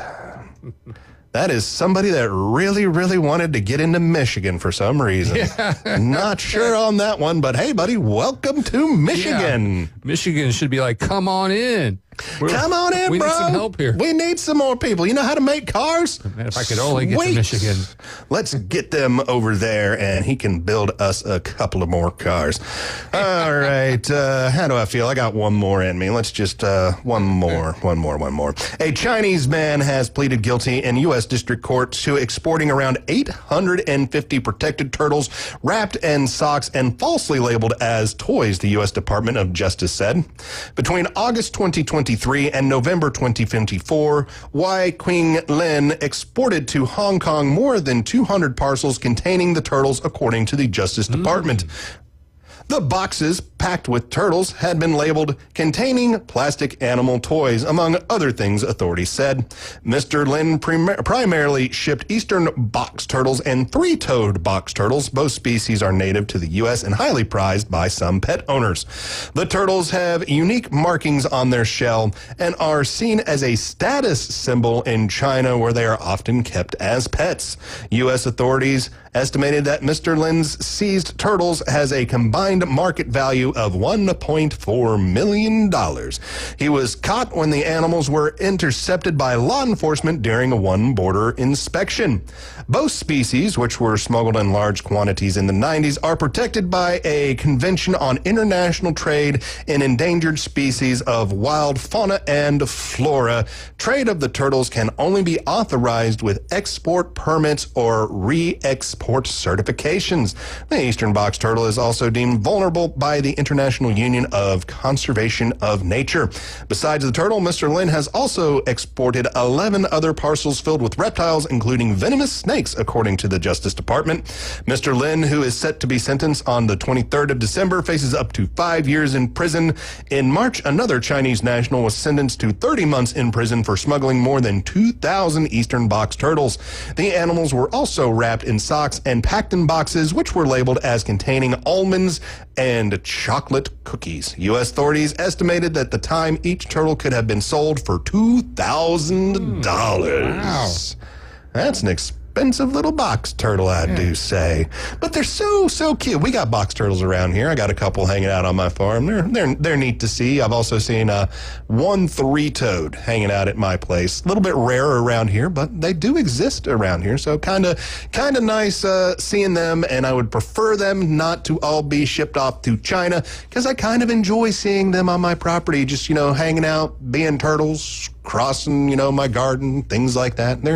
They're interesting little critters. Have you ever had turtle soup? I have actually made turtle soup myself. Delish. You use snapping turtle. Best turtle to use. You will usually want to get one that's between like about 10 and 15 pounds. Gives you the best kind of meat that you want, because it's a little bit more tender. The older that they get, they can get a little more chewier. Some people like it. Not really for me. Really easy to do as long as you've got a steamer that is big enough. Quite easy to do. Take off the arm. Take off the arms, take off the head, just stick it in the steamer for a little while, and once that you can pull the shell off from the rest of the body, basically ready to go and eat. Just pull that shell back and get all that meat that is underneath that shell. That's the best stuff. You can usually take the arms and the legs, and you can clean them down too and make stuff with them as well. Pearl. Dude, so yeah, what are you eating out there? What you're out eating exotic animals and turtles? I don't know. I wouldn't call a snapping turtle exactly. It's like exotic. Tuesday night, turtle night. Yeah, you're the only person I've ever met who's claimed to have eaten a turtle of any kind. Not bad. It's I had plenty of ponds in Kentucky, and I had a front pond up front that if I found snapping turtles that were a little bit too small, but I wanted them to get a little bit bigger, put them out in the front pond, let them go for a few more years, then find them again. Dinner. Yum. So I could go to the grocery store, feeling lazy. Let's just grab turtle. Grab turtle. Grab turtle. It's good to go. Ready to go. Ready to go. What do you season that with? Nothing, man. Just start picking it. Nothing. Start picking it, man. Just start picking it. Gamey? What does it taste like? No, it's similar to it's got a similar texture to gator, so a little bit chewy. It's a white meat, like a chicken, like an alligator. Has a little bit better texture and a little bit less slime to it than like a frog leg. I'll do frog legs, but they're not my most absolute favorite. But frog legs good. Turtle, better. The slime index. Turtle, better, yeah. Now, you don't really want to use, like your dryland turtles, they're not quite as good. They don't have the same muscle content to the shell. So, I mean, really outside of, a snapping turtle in the U.S., not really a whole lot of turtles you want to eat unless you start, hunting the water ones, and that's highly illegal. So they kind of frown on you doing that one. Okay. What else have you been eating that we would find? Oh, I mean, I've in my world travels, I've had things that I would not normally eat, but because I was in another culture and it was their thing, I've tried it. I've tried whale, I've tried polar bear, I've tried caribou, reindeer. Been up in the Arctic? I've been to Norway. Yeah, I've been to Norway. I've been to Russia, Estonia, Sweden, Finland. Been to all those places. So what was the toughest thing you had to choke down? Toughest thing I have ever had to choke down. I've had some fish eyes before. Oh. Fish eye soup. That's the good stuff. Salty grapes that pop in your mouth. Yeah. Not one I would suggest. Didn't care for it much myself. Gonna go with that one. Yeah, no. Hard pass on that one. But I do like okra. So I mean, some people don't like okra because it's a little bit slimy. Love the stuff. Grew up but eating it's it. not an animal. No, truly not an animal. I've had some of, your insect parts, like, your deep fried grasshoppers, things like that. Don't really care for that either. Yeah, you gotta pull the legs off. They get stuck in your teeth. Yeah, legs get stuck in your teeth. If you got a bigger one that hasn't been fully, well deep fried, when you crunch into it, you can get a little bit of the inside stuff. And that's a little bit weirdly disturbing. Yeah, that's not I know worse than my sucking the phase. head on a crawfish. Yeah, I'd rather go with the crawfish head because the explosion of goo in the mouth it just gets you. It's just like, nope, this is now a texture issue. No, thank you, ladies and gentlemen. Coming up next on the Sports Blitz, great friend of the show, owner of Golf Plus, Alan Watson, joins us on the phone. You can call the show, text the show, 850-215-6290.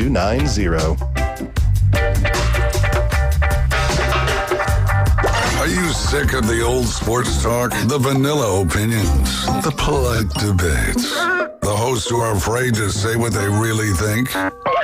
So are we. 104.3 ESPN Northwest Florida is bringing the house. It's the new Sports Blitz. Weekdays 11 to 1. We're not pulling punches. We're digging graves. 104.3 ESPN Northwest Florida. This is Joanna with ESPN Northwest Florida. Here is your weather forecast on this Tuesday afternoon. The remainder of the day, a mixture of some sun and numerous thunderstorms, and 86 with a moderate breeze at 14 miles per hour coming out of the south. For tonight, a likelihood of thunderstorms and mostly clear skies and a low near 81. Tomorrow, a mixture of mostly sunshine and a likelihood of thunderstorms and a high around 88. This weather forecast is brought to you by Earthworks of Northwest Florida. Thank you for listening to ESPN Northwest Florida. Rely on it. Great design is timeless, and that's why Tracy's Fine Jewelry inside Coin and Bullion Reserves offers a stunning selection of vintage, antique, estate jewelry on sale now at 40% off. Exquisite Victorian rings, Art Deco diamond brooches, Georgian and Art Deco bracelets, earrings, and pendants. These one-of-a-kind pieces add personality to any ensemble, and now at 40% off. Find your timeless treasure at Tracy's Fine Jewelry inside Coin and Bullion Reserves. Summer's not over yet at 7 Summers Patio, Panama City Beach's newest destination for outdoor living. Discover stylish, durable outdoor furniture at unbeatable prices. From loungers to dining sets, we've got everything to make your patio the place to be. It's 7 Summers Patio, 17833 Panama City Beach Parkway, Suite 104. Open Monday through Saturday, 9 to 5. Hurry in and cash in on our end of summer savings. Only at 7 Summers Patio. Turn your backyard into paradise. The only place to get sports betting coverage on the radio. Is this legal? Tune into the most fun and exciting new radio show on the Gulf Coast. The Sports Blitz on 104.3 ESPN Northwest Florida. You are tuned into the Sports Blitz, ESPN Northwest Florida. You can call the show, text the show, 850-215-6290. We are streaming on Facebook, Twitch, and YouTube. Make sure to like, share, and subscribe. Download the app and take us with you everywhere you go. Be sure to visit the website, espnpc.com, and we will be giving away Jacksonville Jaguars tickets. We will be giving away tickets to every single home game at Everbank Stadium this year. Keep that dial tuned to 104.3 ESPN Northwest Florida to figure out how you can see the Jags in Jacksonville. On the phone with us now, great friend of the show, Alan Watson, owner of Golf Plus over at the shops at Edgewater. Alan, how is your Tuesday?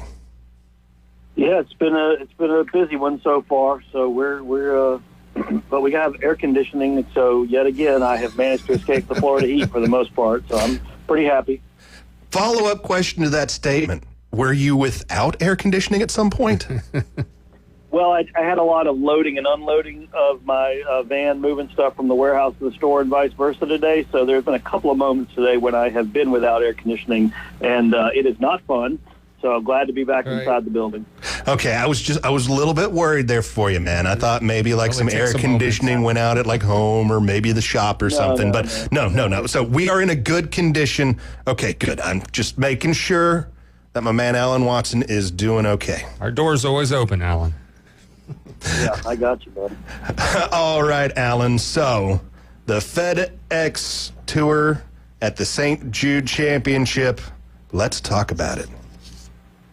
Yeah, great first stop for the FedEx. A lot of star power. You had Scheffler towards the top of the leaderboard. You had Ricky Fowler playing well. Obviously, you had the eventual winner, Justin Rose, who has been, a top tour player for well over 20 years. You had J.J. Spawn, who won earlier this year the U.S. Open and almost won at the Players' Championship, and he was contending and ended up in the playoffs. So just a lot of star power and what you would expect, great golf from the top golfers in the world. Yeah, I had my $2 bet on Scotty there, and I was feeling pretty good on Saturday, but did not come to fruition. So my $2 bet there did not hit, man. I was a little bit sad on that. So So Justin Rose and J.J. Spawn, I called it. I sent you our little show sheet to, so you could see what we're going to be talking about here. And I called it a shootout. I am absolutely sure that the official golf term is not a shootout. What would that term be for overtime, basically? So it's a playoff. They call it a playoff, and depending on the tournament, it can be anywhere from sudden death, where they literally just play one hole at a time until somebody loses. Other times they'll have a 3-hole aggregate where you have to play all 3 holes regardless, and then see who's there. I mean, so there's different ways to do it. I believe this one was a sudden death, and it took 3 holes to get it done. Spawn missed the putt at the end. It was not a terribly hard putt, but not easy either. It was makeable, but he didn't make it. And Rose had hit a good shot in there and made his. So, but they were both putting incredibly well. And it's just one of those things. I mean, Spawn has lost to Rory McIlroy and Justin Rose in playoffs this year. So first off, he needs to quit getting in playoffs with people from other countries. And then second, it's incredible what year he's had. And Justin Rose at his age, he's at an age where he really couldn't. There's really not many professional sports you can play at his age. Maybe bowling and billiards and golf's about it. And so, if he was in any other sport, any physical contact sport, he wouldn't still be playing.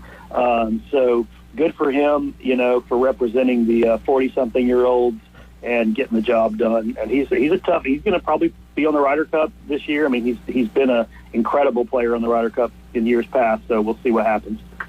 So when we get into the sudden death or the shootout, and we play a hole, who decides what hole gets played to break the tie? Yeah, it's already predetermined.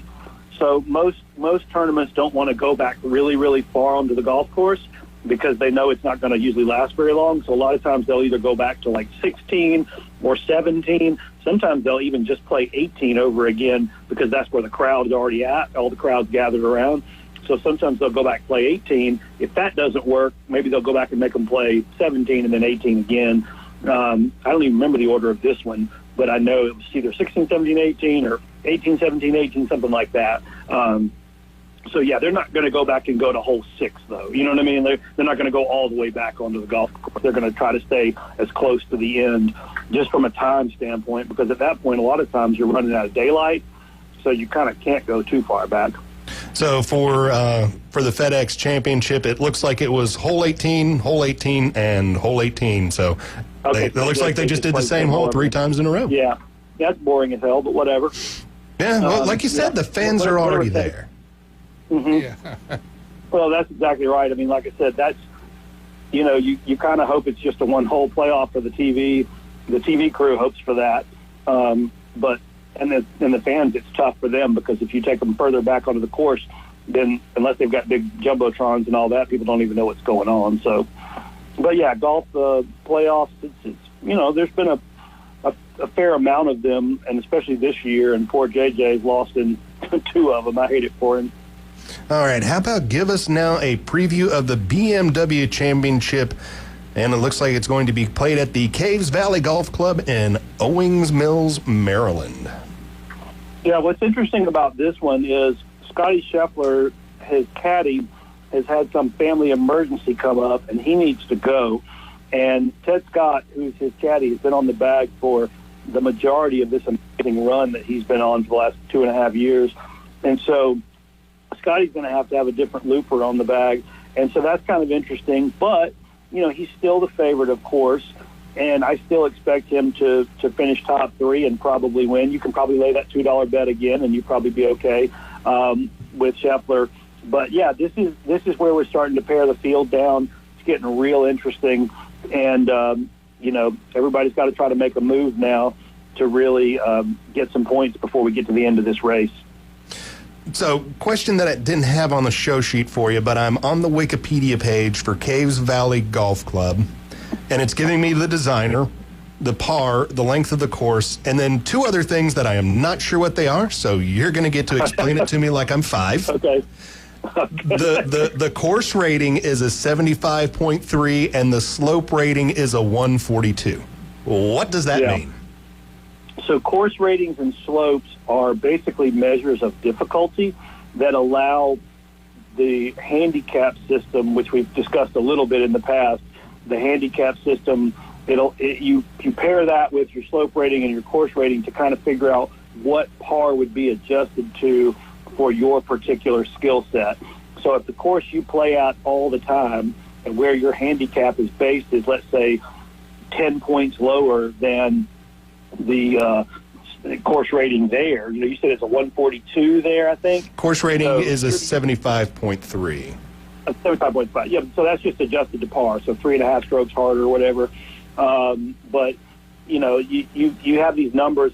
Again, you'd have to be a mathematician to know exactly how it works. You need a computer, I'm sure, to figure it out. But essentially, you just know, like, hey, I play at this particular course. My rating is this. I'm going to this course, the rating is much higher or much lower or it's similar, then you kind of know roughly how to expect that you're probably going to play. So, like, I've been to courses before where they've told me, like, what's your handicap? And I tell them, and they go, okay, well, then you could expect to shoot 83 to 88 today based on your handicap and what our rating is. So it's just an adjustment system that allows people to honestly, to the casual golfer, it means absolutely nothing. And even to the professional, it means nothing in terms of nobody's reading that stat and thinking like, oh, we better not go play there. I mean, you're still going to play if you want to. It's just like I said, it's just a rating system, and that's really all it is. And you don't even really need it, to be honest with you. So sorry about that. So the course rating is going to be higher than what the par is then, because you're kind of looking at combining those things, kind of. Well, it could be lower. Could be lower if it's a really easy golf course, but it's just I think, again, I have played just numerous golf courses in my life. I've never looked at the scorecard to check those two numbers just to make sure. But I see it when I put my scores into my Gen app that keeps up with my handicap. I see the rating, and so sometimes I'll notice and be like, oh, that must be a more difficult course than where I usually play or whatever. But it's more of a casual thought. It's not something that you really have to worry about. But it's there for handicapping purposes, and because we got to know how I should be playing against whether this course is, like I said, harder or easier than where I'm coming from. Great. I'm glad to know that me as a lay person can just ignore that from now on. I appreciate that, Alan, because I've been looking at those last few weeks going, what are these and what do they mean? Right. All right, moving along now. So I've noticed that the Korn Ferry is out there, and it's the guys that aren't on the PGA. So is the Korn Ferry Tour, is it like a minor league system for golf, or is it just you've got to go through this system and win before you can be invited into the big boys? It is the proving grounds for the PGA Tour. It is owned by the PGA Tour. So it's those guys, a lot of the guys that are on the PGA Tour now had to come through the Korn Ferry Tour to sort of qualify and learn the ropes of playing professional golf and everything. Excuse me. And but now there are a lot of golfers who skip that level. And yeah, it is sort of like a minor league. It's sort of a AAA ball, if you will. But these guys are all good enough to play on the tour. They just haven't made it yet because there's only so many spots at the top, right? There's only so many spots in each tournament. They can't let everybody that's good in golf play. So the Korn Ferry Tour is, like I said, it's a proving ground. But there's a lot of guys that have come through there and had some success there. And then there's other guys like Rory McIlroy or Justin Rose where they came out so early as youngsters. Tiger Woods, for instance, they just jumped right from college or amateur ranks to the tour, to the big boy tour. But most of the guys don't have quite that skill level or quite that luck. So a lot of guys will go through Korn Ferry as a PGA Tour. I hate to keep saying the word, but proving ground. It really is. And then at the end of the year, I think the top 25 on the Korn Ferry Tour get their PGA Tour card so that they can go play in those events. All right. Okay. So explains. That's my answer. Thank you, Alan. So you're welcome. With the LPGA, is it any different than the PGA, or is the rule books just the same for each of them? Well, they have different anatomy over there, but other than that, I mean, it's still, it is its own separate entity. It is wholly owned, differently, but it's just the LPGA is the ladies' tour, but it is equivalent to the men's PGA Tour in terms of it is the highest level of professional golf for women. So are there any different rules in golf from different levels? So say I'm a high school golfer, are there different rules there, or once you enter golf, you're just handed the handbook and it doesn't change throughout how high you go up the scale? You got to have 2 feet in bounds. Yeah, exactly. Like high school football, you just have to have possession of the ball. You don't have to get any feet in bounds. In college football, you got to get 1 foot, and in the NFL, 2 feet. Believe it or not, in golf, to speak to that rule, believe it or not, in golf, you don't have to have your feet in bounds. The ball has to be in bounds, but your feet don't have to be. So you can be standing clearly on the other side of a stake that marks it out of bounds or some type of penalty area. As long as the ball's not in there, it doesn't matter. You're fine, but yeah, as far as the rules go, it really stems from the USGA. So the USGA makes the rules for everything over here on this side of the pond, and then the Royal and Ancient makes all the rules for Europe and all that. So with USGA rules, they pretty much trickle all the way up and down. So, high school rules are going to be the same as college. They can, any tournament at any level, can invoke a local rule that is an addition or an addendum to the rule. So that's why sometimes you see the PGA Tour guys getting to use rangefinders, and then other times they can't use them. So that's a local rule when they add that rule, but it's not in the USGA handbook, and that's why you don't see it most of the time. So like at the high school level, they let them use rangefinders all the time as long as they don't have a slope reading.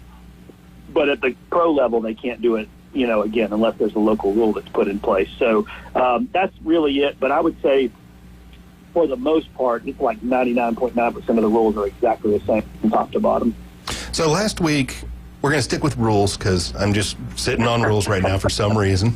So last week, you mentioned that there is a shot clock for golf. So, follow-up questions from me now that I've heard that. Who controls this shot clock? Okay, so there's not a literal shot clock. In other words, there's not somebody walking around with a marker with a big digital stopwatch kind of thing. It's not like that. It's kind of like in the NBA when they throw the ball inbounds, and then sometimes the ref starts counting for them to cross the center line, and sometimes the ref kind of takes a second before he starts counting. It's kind of like that. So basically what happens is if you are viewed to be playing slow, then a rules official will come over and start counting. And the official rule is 40 seconds from the time that it's your turn to play. Now, that's, you don't have to run to your ball or anything, but once you get to your ball, if you're the one that's in position to play, or once your other playing partner has played their shot, then you now have 40 seconds on the clock. And there's a 10-second grace period, so it's really a 50-second clock. But again, nobody's counting unless somebody gets out of position, or unless one group is dragging way behind, or if people kind of notice, like, hey, that group is taking forever on the greens.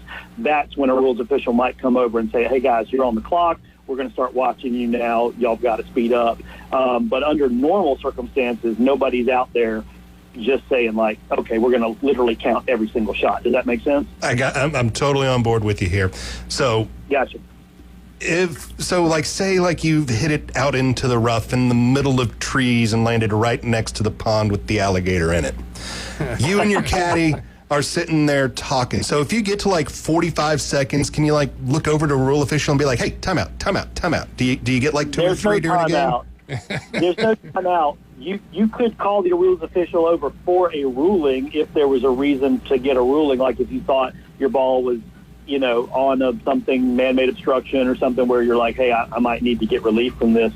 Then you could call it. But chances are you would have done that as soon as you got to your ball and saw that there was a problem. So that is what slows the game of golf down, is those rulings. We've talked about that before. But, we want to play by the rules and we want people to get it right. So that just takes time. But, yeah, no, it's, again, you're not going to see it a lot, but it's one of those things that the players understand it, and they know who's slow out there and they know who's not slow. And it's just, I don't think it's ever going to get as official as like baseball did, when they switched over to a pitch clock or whatever. I don't think it's ever going to get that bad. But they need to do something to speed it up a little bit. Alan, do you ever see, say, for example, in basketball, Michael Jordan would manipulate the refs to get things his way? Do you see that in golf? Maybe some of the top tier players kind of say, "Hey, this guy's playing slow," or have the ref kind of. Yeah. Good question. Yeah, you see some begging going on. You see some manipulating when they want a call to go their way. It may be about slow play. It may be about a ruling about where a ball is placed. It may be about a free drop that they're going to get, and then they don't like where the ball landed when they dropped it, so they want to drop again. You definitely are going to see some begging because these guys are playing for millions of dollars, so they're going to take every advantage within the rules that they can take. And if they can get a rules official to sign off on it, well, then that's within the rules. So, yeah, that's a great question. I love how you call it begging. I've definitely seen it. What's that? I love how you call it begging. Yeah. Well, you wait till you see these guys. It looks a lot like begging. Sometimes it looks like fussing, and they're not allowed to cuss at the rules officials, but they get fined for that. But there's definitely been some fussing I've seen before, too, where they didn't get a call that they thought they deserved. They didn't get a ruling that they wanted, and then they kind of go off like other professional athletes will sometimes do, All right, Alan, let's switch gears a little bit here and let's get into my great golf ideas. Are you ready? How about for team golf? So I know the Ryder Cup's a team event, right? But everybody goes out and does their own course type thing. So how can we take golf and make it like a true team sport? I'm kind of envisioning it like this. You got a tee guy, you got a guy on the fairway, and you got a guy that does all your putting. Yep. How can we make this happen, Alan? What is our best way to go about to have true team golf? Yeah, well, we just need a couple of $1 billion so we can start our own team golf league, and then we'll be good to go. I mean, I think it's a great idea. I think it would be hilarious. I think the thing to add to that would be the element of speed. So you would have your whatever score you had on your hole, but then you would also have a time.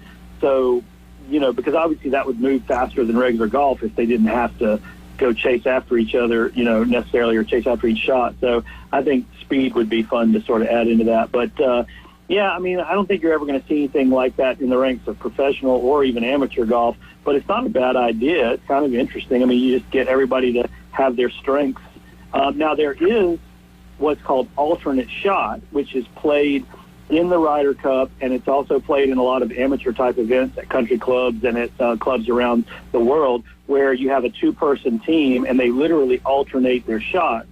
So that then whoever tees off first, the next person hits the shot from the fairway, then the ball lands in the green, the next person putts. If they miss, then the next person has to putt, go on. So there is an alternate shot format, but it's only a two-person format. So you can't have a third team member that's coming along doing it. And it's not a specialty thing because, again, the driving and the fairway shots and the putting, it's all going to alternate. So you'll get to do a little bit of all of it throughout the round. I don't know. I mean, you're taking an individual sport and trying to make a team sport out of it. It just doesn't, for me. Tough. Yeah. I'm loving the idea. It's just, it would totally put golf on its head, I think, because people would look at it and go, that's not golf, but it is golf. All right, Alan, time for our favorite question every week. What's new at Golf Plus? Well, we don't have a lot of new product this week just because, this is not that time of year. We did get one new club in from Titleist called the GT13 Tour, which is a really cool kind of tour-inspired fairway metal. So that came in, and I'm excited about that. But for everybody, regardless of whether they need new clubs or not, I just want to let everybody know we got a couple of specials going on. We're doing, now through the end of the month, we're doing buy one, get one free hats, so BOGO on headwear, and we're doing buy one, get one 50% off on shoes. So if you need golf shoes, if you need a hat, now's the best time of the year to come in and take advantage of my generosity. Help me clean out some of this inventory. We're a little bit heavy, and we would love to extend you a deal. So, and then you can also come see all the other new stuff that's in as well. But, yeah, that's what's cooking over here at Golf Plus. All right, Alan Watson, thank you so much for your time coming in and hanging out with us here on this Tuesday. All right, thanks, guys. Always good to be on the show. All right, thank you, Alan. That is Alan Watson, owner Golf Plus. Go down to the shops at Edgewater. Give him a visit. He's got deals going on right now. Buy one, get one on headwear, and buy one, get half off on your golf shoes. Nice. When we get back, we got our $2 bets and this day in history. You're turned into the Sports Blitz. You can call the show. You can text the show 850-215-6290. ESPN Northwest Florida is where your radio dial is located.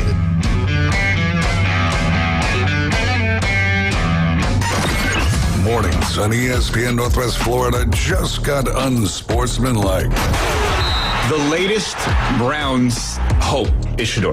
Before then, it was Baker Mayfield, it was Johnny Manziel. At the time they were with the Cleveland Browns, I think neither of them were ready for the stardom and the roller coaster ride that being the quarterback of the Cleveland Browns comes with the way that this guy is. Evan, Canty, and Michelle. Weekdays 5 to 7 on ESPN Northwest Florida. Tired of boring merch and want your brand to stand out like the big names? Elevate your look with Red 7 Tees. They don't just print shirts, they create bold identities. They are a veteran-owned custom apparel shop providing the kind of detail that turns heads, using high-quality digital printing and embroidery to give you that unique style you love with no minimums or cookie-cutter designs. From small business to sports teams, if you've got a vision, they'll help you wear it proudly. Visit red7tees.com. Saturday, August 16th, come to the Sneak Peek Land Sale at the Ranches at Creekside Preserve and get your gorgeous 20 to 50 plus acre estate in desirable Baldwin County on sale from only $139.9. That's right, get 20 to 50 plus acres in Baldwin County from just $139.9 with excellent financing available. Ranches at Creekside Preserve features private large acreage tracts with beautiful woodlands, rolling meadows, and a peaceful creek, all surrounded by pristine natural beauty and abundant abundant wildlife. It's your opportunity to live in Baldwin County, Alabama, one of the fastest growing coastal counties in the U.S. due to low taxes and a low cost of living. Don't miss out. Come to the Sneak Peek land sale at the ranches at Creekside Preserve and get your gorgeous 20 to 50 plus acre estate in desirable Baldwin County on sale from only $139.9. Call 877-888-1415 or visit CreeksidePreserveAL.com. CreeksidePreserveAL.com. When the chips are down and the games are close, the 2025 Atlanta Braves don't give up the fight. Ozuna sends one soaring to deep left field. That's got wings and an engine, and it's 3-1 Braves. Tonight, Ronald Acuna and the Braves roll out for another big division series as they take on the New York Mets at Citi Field. Braves traveling to New York to take on the Mets. Pregame 6 o'clock, first pitch 6:15. Your home for the Braves on the Gulf Coast, ESPN Northwest Florida. This is the Sports Blitz. We don't just talk sports. We start fires. 104.3 ESPN Northwest Florida. The Sports Blitz on the air, 104.3 ESPN Northwest Florida. Call the show, text the show, 850-215-6290. We are streaming on Facebook, Twitch, and YouTube. Make sure to like, share, and subscribe. And my mother came across our Facebook feed Mom's saying, listening. Your grandmother will be totally grossed out to know you ate some of those things. Yes, Mom. I know she would be just totally grossed You didn't out. get it from her. She doesn't eat the. How did you get on to eating turtles and fish soup and Well, I got it whales mostly and- from my mom. My mom is a very adventurous eater. She's willing to go out and try many things. My dad, on the other hand, totally kind of opposite side of those things. He's not the most adventurous eater out there in the world, although he's getting better in his old age with, trying some things, trying to expand the world to him. But, yeah, he's not exactly the most adventurous person of us all when it comes to, getting out into the culinary world. He's got kind of his go-tos, and well, that's where the man goes, and he is happy. Download the app and keep up with us everywhere you go, and visit ESPNPC.com. So you know what is going on right here in the studios. And I just told you before we came back, but I am going to remind you, the Braves playing tonight, 6 o'clock for the pregame, 6:10 for the first pitch, taking on the Mets up there in New York City. Atlanta Braves baseball on ESPN Northwest Florida is sponsored locally by Bestway Portable Buildings, Reliable Hydraulic Solutions, Mid-South Lumber, and Brock Pest Control. All right. It's like the weirdest thing our listeners have eaten. I'd be curious if they want to text in. Oh, yeah. The Text weird in. stuff they've eaten. Text in, everybody. What's your weird oddity of food that you've either one, tried, or two, just really, really like? 850-215-6290. Text us, Facebook us, or get on the air and let the people know what they're missing out on. Have you ever had like a Filipino balut? I'm pretty sure I've had a balut because I've gone to some Filipino restaurants. I like lumpia a lot. That's one that I really enjoy. Yeah. It's kind of just like an egg roll, basically, but it's much better than one an egg that roll, I do enjoy. right? Oh, absolutely. Egg rolls are like deep fried cabbage logs. Yeah, you need to add lumpia you got to add a little bit more to it. Like I like it whenever you give me some like big chunks. Like a lumpia is very good about that. Like giving me like the nice meaty filling to it.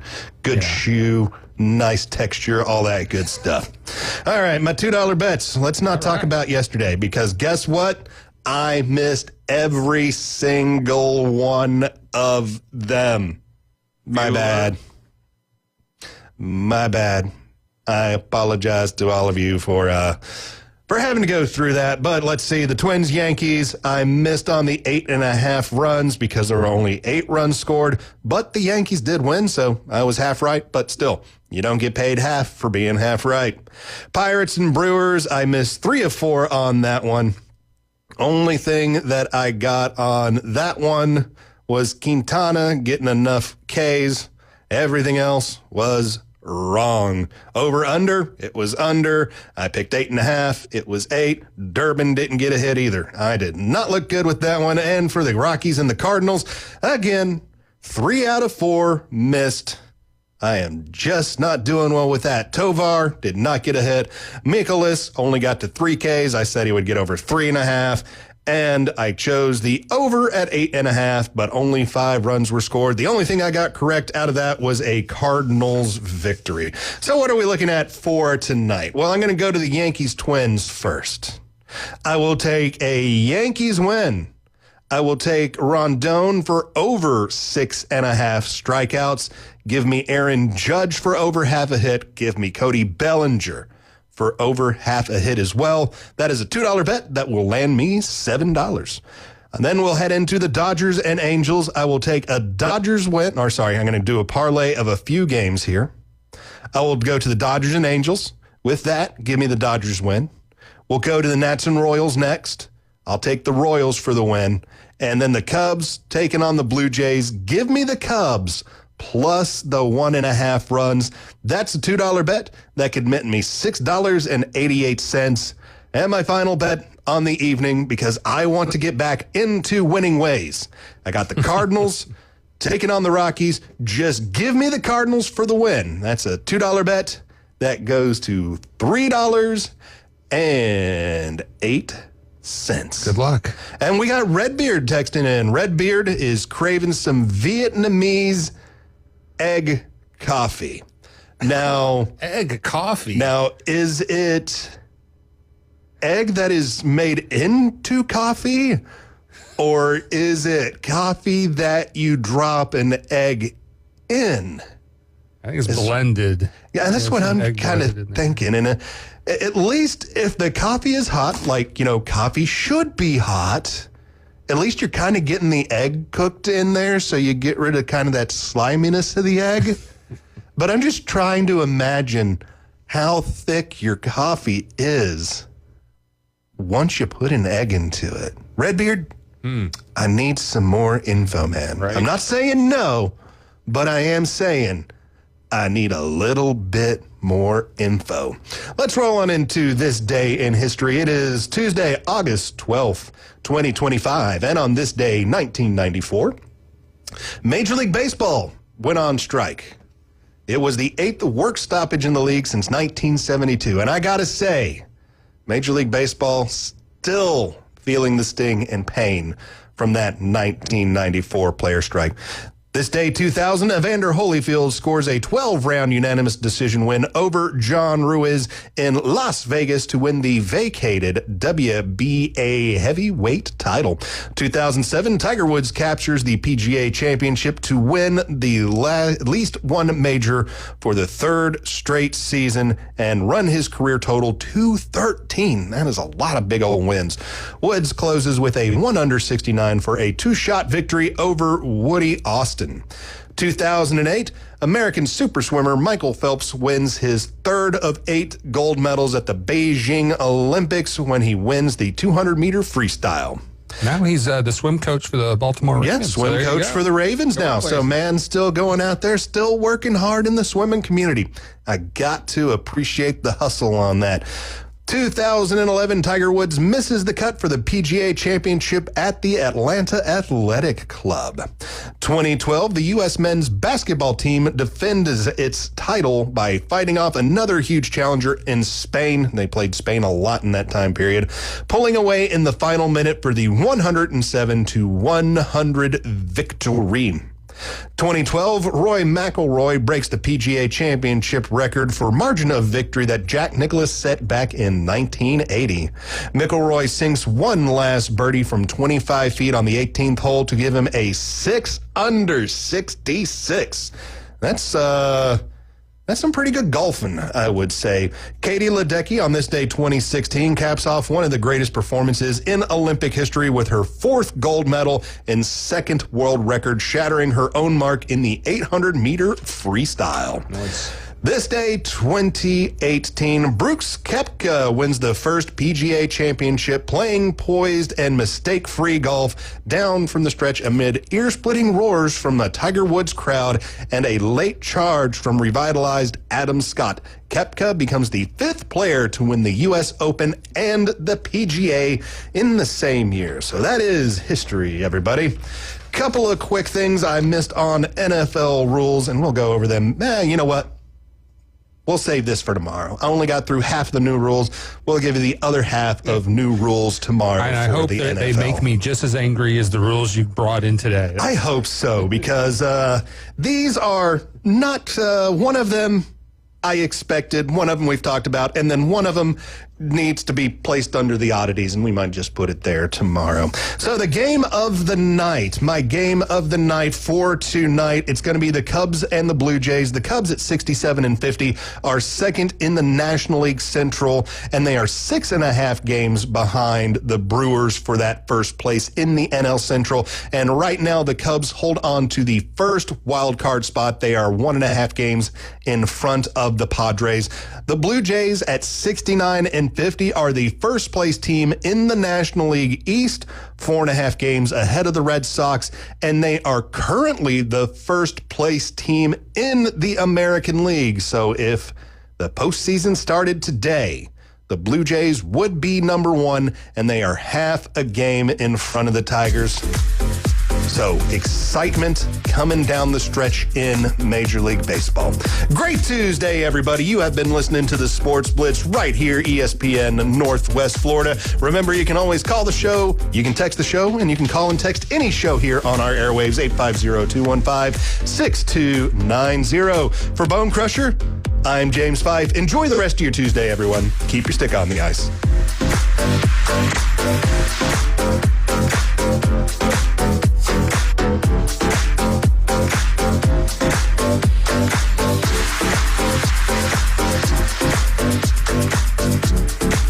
This is Joanna with ESPN Northwest Florida. Here is your weather forecast on this Tuesday afternoon. The remainder of the day, a mixture of some sun and numerous thunderstorms and 86